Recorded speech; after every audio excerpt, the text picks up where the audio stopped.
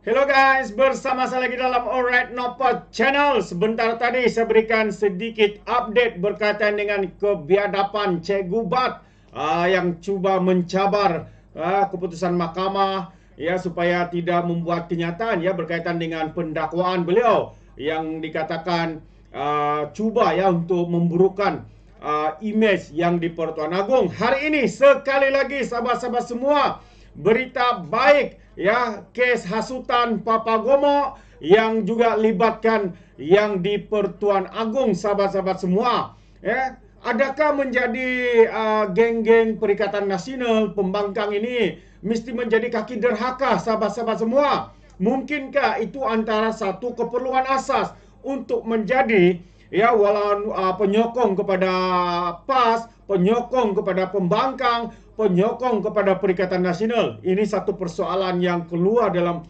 benak fikiran saya, sahabat-sahabat semua. Jadi hari ini apakah berita baik ya berkaitan dengan kes hasutan Papa Gomo libatkan yang di Pertuan Agong? Jadi saya ingin berkongsi dengan anda semua kenyataan terkini ya daripada mahkamah. Jadi kalau kita lihat kes hasutan, mahkamah memerintahkan Papa Gomo tidak keluarkan sebarang kenyataan ataupun gag order ya, sama seperti yang diarahkan oleh mahkamah kepada Cikgu Bat, Cikgu BAD.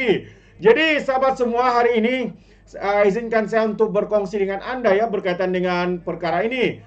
Tapi sebelum itu, jangan lupa juga untuk terus support Alright Nopal Channel dengan cara tekan butang subscribe, like, dan share. Sembari kita ikuti berita gempa hari ini.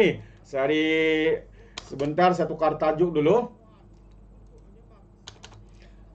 Alright, so sahabat-sahabat semua, saya ingin membacakan kenyataan daripada Mahkamah Tinggi di Kuala Lumpur hari ini memerintahkan blokir ya individu yang dikenali sebagai Papa Gomo ini, yang kita ketahui sebagai seorang kaki fitnah, kaki sebar berita palsu, menghasut dan sebagainya, untuk tidak mengeluarkan sebarang kenyataan atau komen berkaitan dengan pertuduhan menghasut yang sedang dihadapinya. Hakim Datuk Norin Badarudin membuat keputusan itu selepas membenarkan permohonan pendakwaan untuk menyemak semula keputusan Mahkamah Seksyen yang menolak permohonan perintah larangan bersuara mengeluarkan sebarang kenyataan berkaitan dengan pendakwaan terhadap Papa Gomo ini. Dan katanya perintah larangan bersuara yang dipohon pihak pendakwaan adalah dibenarkan setakat responden Wan Muhammad Azri tidak membuat sebarang komen atau hantaran berkaitan dengan pertuduhan sehingga kes itu selesai. Katanya, jadi terdahulu Timbalan Pendakwa Rakyat Datin Kalmiza Saleh berkata, perintah larangan itu penting bagi menghalang kekecohan berlaku akibat komen yang dikeluarkan menyentuh mengenai pertuduhan yang dihadapi tertuduh. Sebelum keadaan kecoh, katanya, kami membuat permohonan larangan bersuara kerana pihak yang terlibat dalam kes ini ialah yang di Pertuan Agong dan baginda tidak membuat sebarang komen dalam media sosial, katanya. Dan Peguam Muhammad Rafiq ya yang mewakili Papa Gomo ini memohon agar semakan itu ditolak kerana permohonan tersebut tidak menyatakan butiran terperinci berhubung kesannya kepada ketenteraman awam jika larangan bersuara tidak dikenakan terhadap anak guamnya. Jadi kalau kita imbas semula pada 2 Mei, ya Papa Gomo ini mengaku tidak bersalah di Mahkamah Seksyen atas pertuduhan menerbitkan penerbitan menghasut berkaitan isu pemilik KK Supermart dan Superstore Sdn Bhd yang menghadap yang di Pertuan Agong Sultan Ibrahim di laman Twitter atau X miliknya. Bekas Exco Pemuda UMNO itu didakwa melakukan perbuatan itu di sebuah kondominium di Bukit Bintang di Kuala Lumpur pada pukul 12 tengah hari 29 April yang lalu. Jadi pertuduhan mengikut perenggan 4 dalam kurungan 1 dalam kurungan C Akta Hasutan 1948 yang boleh dihukum di bawah subsection 4 dalam kurungan 1 Akta sama dan membawa hukuman denda maksimum 5,000 atau penjara tidak melebihi 3 tahun ataupun kedua-duanya sekali jika sabit kesalahan. Jadi sekali lagi saya percaya ini adalah satu berita baik buat kita semua, sahabat-sahabat semua, apabila mahkamah memerintahkan supaya Papa Gomo ini tidak membuat sebarang kenyataan ya yang memungkinkan ya membuat menyemai kebencian, ya, apatah lagi dalam pendakwaan ini melibatkan yang di Pertuan Agong Sultan Ibrahim, sahabat-sahabat semua. Jadi apa pandangan anda, sahabat semua? Adakah anda setuju atau tidak? Anda boleh berikan komen ya di dalam ruangan komen. Jadi sebelum saya akhiri, saya juga ingin berkongsi sedikit update ya berkaitan dengan serangan balai polis ya di Ulu Tiram. So ini adalah kenyataan terkini daripada Menteri yaitu Datuk Seri Saifuddin Nasution, yang mana beliau mengatakan bahawa polis perlu lebih masak siasat keluarga suspek serang balai polis di Ulu Tiram. Jadi itu antara kenyataan ya daripada Datuk Seri Saifuddin Nasution yang menyatakan polis memerlukan tempoh lebih panjang untuk melakukan siasatan lanjut dan menyeluruh terhadap insiden serangan di Balai Polis Ulu Tiram di Johor Bahru pada 17 Mei yang lepas. Menteri Dalam Negeri Datuk Seri Saifuddin Nasution Ismail berkata, penahanan 5 ahli keluarga suspek dalam serangan itu di bawah Akta Kesalahan Keselamatan Langkah-Langkah Khas 2012 iaitu SOSMA adalah relevan kerana tindakan membunuh anggota polis adalah satu perbuatan yang sangat serius sekaligus mengganggu gugat keselamatan rakyat. Katanya lebih-lebih lagi reaksi Singapura memperketatkan kawalan keselamatan pintu masuk negara mereka susulan insiden ini. Jadi ke arah itu berapa akta yang kita guna pakai.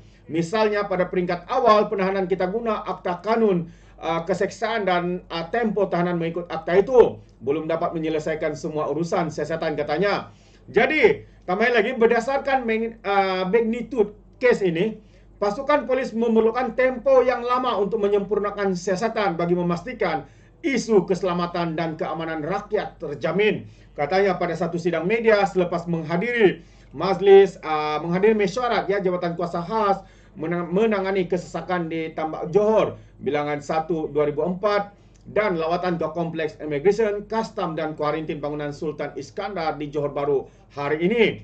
Beliau berkata demikian menjawab soalan pemberita yang berkaitan justifikasi penahanan 5 ahli keluarga suspek kejadian serangan di Balai Polis Ulu Tiram itu mengikut SOSMA. Jadi Jumaat lepas, Ketua Polis Negara Tan Sri Razarudin ya dilaporkan berkata, kelima-lima individu tersebut ditahan mengikut SOSMA selepas tempoh riman mereka tamat pada Jumaat lepas. Jadi sebelum ini 7 individu terdiri daripada 2 penuntut institusi pengajian tinggi dan 5 ahli keluarga suspek berusia lingkungan 19 ke 62 tahun ditahan bagi membantu siasatan dalam kes mengikut Seksyen 302 Kanun Keseksaan. Dan 2 penuntut terbabit bagaimanapun dibebaskan tanpa syarat Rabu lepas.